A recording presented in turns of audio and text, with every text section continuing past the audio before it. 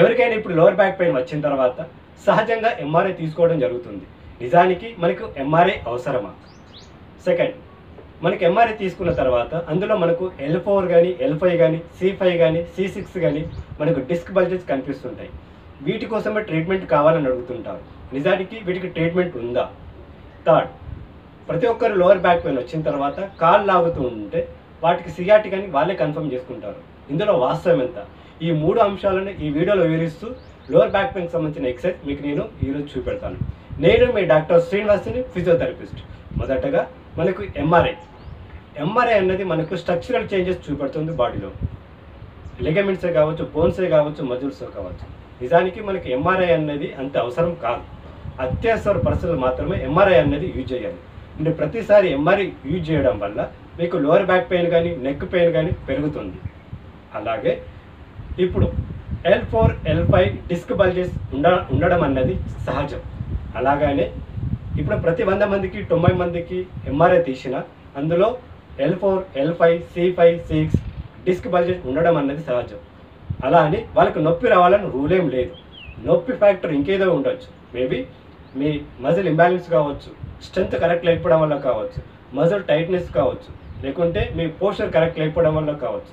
వీటిని అన్నిటి ఫ్యాక్టర్స్తో మీకు పెయిన్ రావడానికి హెల్ప్ అవుతుంది. కానీ ఈ చేంజెస్ అన్నీ మనకు ఎంఆర్ఐలో కనిపించవు. ఆ తర్వాత చాలామంది నడుము నొప్పితో పాటు కాళ్ళు లాగుతుంటే సియాటిక్ అని వాళ్ళకి కన్ఫర్మ్ చేసుకుంటారు. మీకు కాళ్ళు లాగడం అన్నది మీకు వేరే ఫ్యాక్టర్స్తో కూడా ఉంటుంది. ఫర్ ఎగ్జాంపుల్, మీకు లోవర్ బ్యాక్ పెయిన్ వచ్చినప్పుడు మనకు నర్వ్ ఇరిటేషన్ జరిగి మనకు కాళ్ళు లాగడం కూడా జరుగుతుంది.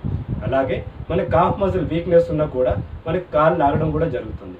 అలా అని మనం సియాటిక్ అని కన్ఫర్మ్ చేయలేము.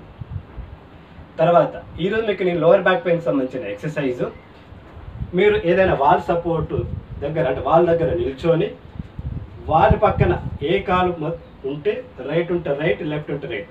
సో మీకు ఇది వాల్ అనుకుంటే నేను రైట్ లెగ్ ఫస్ట్ ఉంది కాబట్టి రైట్ లెగ్ని ముందుకు ఇలా తీసుకువచ్చేసి మీ లెఫ్ట్ హ్యాండ్కి ఆపోజిట్ ఇలా పెట్టేసి మెడల్ మామూలుగా తిప్పాలి. బట్ మీకు చెప్పడం కోసం ఇప్పుడు తిప్పుతున్నాను. తిప్పేసి ఒక 10 సెకండ్స్ ఈ విధంగా హోల్డ్ చేసి ఈ విధంగా మీరు 4 to 6 రిపిటేషన్ చేసి సరిపోతుంది. సేమ్ అలానే ఆపోజిట్ వైపు కూడా మీ లెఫ్ట్ లెగ్ ఉంటే ఆపోజిట్ హ్యాండ్ ఈ విధంగా మీరు ఈ విధంగా 4 to 6 రిపిటేషన్ చేస్తే సరిపోతుంది. ఈ ఎక్సర్సైజ్ చేయడం వల్ల మీకు సైడ్ ఉన్న రొటేటర్స్ మీకు మజిల్లో స్ట్రెంత్ రావడానికి హెల్ప్ అయ్యి మీకు లోవర్ బ్యాక్ పెయిన్ రాకుండా మనం కాపాడుకోవచ్చు. మీకు ఈ ఎక్సర్సైజ్ హెల్ప్ అవుతుందని భావిస్తున్నాను. ఒకవేళ మీకు ఈ వీడియో నచ్చినట్లయితే సబ్స్క్రైబ్ చేయండి, షేర్ చేయండి.